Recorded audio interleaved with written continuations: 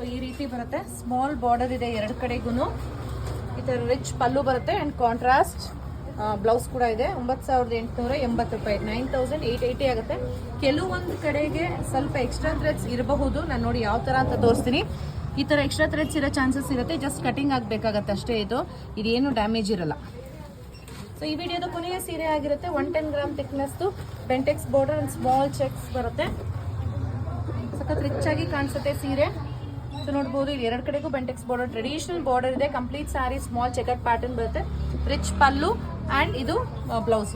Complete sari ನಿಮಗೆ chequered pattern ಇದ್ರೂ ಒಂಚೂರು ಚಿಚ್ಚಲ್ಲ, ಕಂಪ್ಲೀಟ್ ಇಂಟರ್ಲಾಕ್ ಆಗಿದೆ. ಸೊ ಈ ಸೀರೆ ಬೆಲೆ 10,800 ರೂಪಾಯಿ ಆಗುತ್ತೆ, 10,800.